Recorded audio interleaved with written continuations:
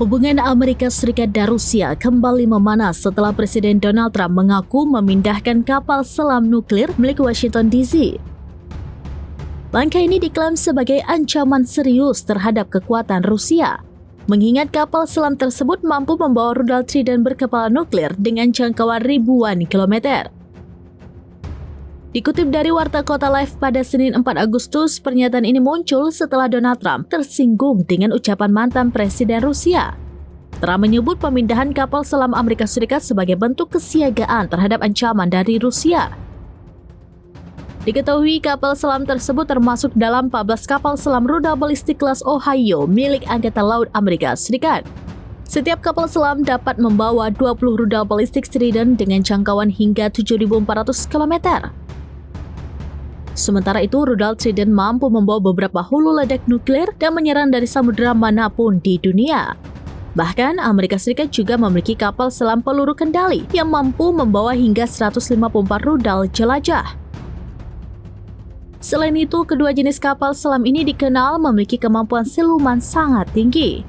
Meski demikian, pergerakan kapal selam ini sangat dirahasiakan hingga menjadi bagian vital dari strategi serangan Amerika Serikat.